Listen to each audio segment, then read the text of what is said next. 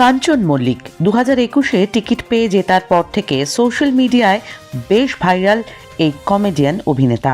টলিপাড়ার গুঞ্জন তিনি নাকি আসন্ন নির্বাচনে দলের টিকিট পাচ্ছেন না। শোনা যাচ্ছে বিধায়ক হিসেবে তার কাজকর্মে দল নাকি সন্তুষ্ট নয়। এছাড়া কয়েকদিন আগে উত্তরপাড়ায় তার নিখোঁজ হওয়ার পোস্টার নিয়ে শোরগোল শুরু হয়েছিল। তাছাড়াও তার ব্যক্তিগত জীবন নিয়েও বিতর্কের অন্ত নেই, যা জনমানুষে এবং দলের অন্দরেও বেশ প্রভাব ফেলেছিল বলে মনে করছেন রাজনৈতিক বিশ্লেষকদের একাংশ। সব মিলিয়ে এসব কারণেই নাকি তাকে আর টিকিট না দেওয়ার সিদ্ধান্ত নিয়েছে দল, এমনটাই সূত্রের খবর।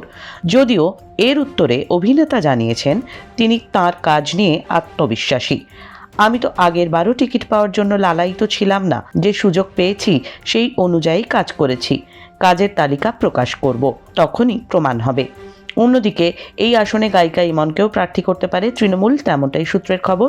সম্প্রতি তাকে নিয়ে সোশ্যাল মিডিয়াতে অনেক বিতর্কও শুরু হয়েছে। আবার সিপিএমের তরফে মীনাক্ষীকেও বাড়ি বাড়ি ঘুরে জনসংযোগ করতে শোনা যাচ্ছে। নাম ঘোরাফেরা করছে মীনাক্ষীরও। শেষ পর্যন্ত উত্তরপাড়ায় কোন কোন হেভিওয়েট প্রার্থীরা দাঁড়াবেন সেটা বলবে সময়।